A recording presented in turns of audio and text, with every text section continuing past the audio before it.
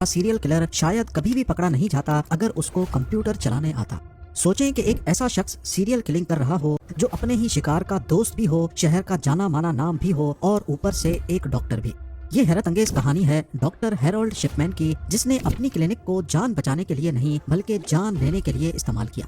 England के hide नामी एक छोटे टाउन में जहां सिर्फ 30,000 लोग बसते हैं, वहां पर 23 सालों तक वो सबकी नाक के नीचे सीरियल किलिंग करता रहा। 250 से भी ज्यादा लोगों को मौत की नींद सुलाने के बाद भी किसी को भी डॉक्टर हैरोल्ड शिपमैन पर शक ना हुआ और शायद कभी होता भी नहीं अगर वो एक छोटी सी गलती ना करता। लोगों को मारने की वजह क्या थी, क्यों वो इतने अरसे तक पकड़ा नहीं गया और पुलिस को कौन सा सुराग मिला जिसने बरसों से होने वाली कत्लो गारत को एक ही पल में बेनकाब करके रख दिया। हाइड नामी एक छोटे टाउन में अपनी क्लिनिक चलाया करता था। यहाँ की टोटल आबादी 30,000 के करीब थी और उसमें से 3,000 लोग डॉक्टर शिपमैन के पेशेंट थे। डॉक्टर ज्यादातर ऐसे पेशेंट्स को टारगेट करता जो अकेले रहते थे और काफी बूढ़े होते थे, जिनकी मौत पर किसी को शक भी ना हो सके। डॉक्टर शिपमैन उन पेशेंट्स को ज्यादा से ज्यादा टाइम देता, वो भी उनके घर जाकर। वो उनके दिल का बोझ हल्का करने के लिए उनकी बातें सुनता, उनको ये एहसास दिलाता कि बेशक ही वो अकेले हैं लेकिन डॉक्टर शिपमैन उनकी हर बात सुनने को बैठा है। यहाँ तक के कुछ पेशेंट्स डॉक्टर शिपमैन पर इतना भरोसा करते कि उन्होंने अपने घर की चाबियां भी उसको दे रखी थी। अपने इसी रवैये की वजह से वो हाइड में काफी मशहूर हो चुका था, क्योंकि लोगों को लगता था कि डॉक्टर शिपमैन सिर्फ बातों के जरिए बूढ़ों का इलाज कर देता है। पर इस सब की आड़ में डॉक्टर शिपमैन बातों बातों में उनकी सारी डिटेल्स निकलवाता था कि कौन किस वक्त अकेला होता है, किसके पास कितनी दौलत और कितनी जायदाद है, घर में कौन कौन आता है और रिश्तेदार कहाँ रहते हैं। जब डॉक्टर शिपमैन को तसल्ली हो जाती तो वो अपने पेशेंट को मेडिसिन का ओवरडोज देकर मार देता था। अब क्योंकि वो पेशेंट्स पहले ही 80 साल से ज्यादा के होते तो उनकी मौत पर किसी को शक भी नहीं होता।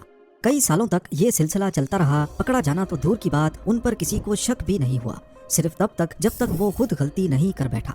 डॉक्टर शिपमैन ने अपने कैरियर की शुरुआत हाइड से 70 किलोमीटर दूर पॉन्टिफ्रेक्ट नामी टाउन से की थी, जहां वो एक हॉस्पिटल में जॉब करता।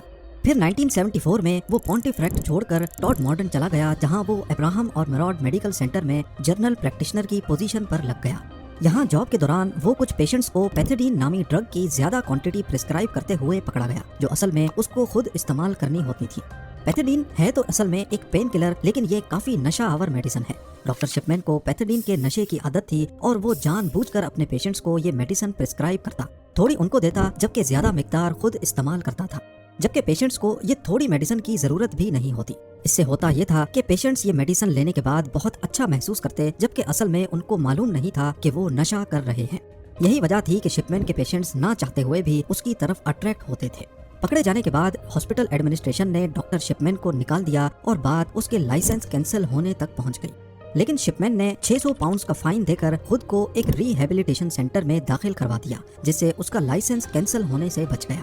रिहैब सेंटर में थोड़ा वक्त ही गुजारने के बाद जब सारे उसको भूल गए तो वो 1977 में हाइड आ गया, जहां वो डॉनी ब्रुक मेडिकल सेंटर में जनरल प्रैक्टिशनर लग गया। 1980s में वो जीपी की पोजीशन पर प्रैक्टिस करता रहा और इस बीच ना उसने नशा छोड़ा और ना मौका ढूंढकर बूढ़े पेशेंट्स का कत्ल।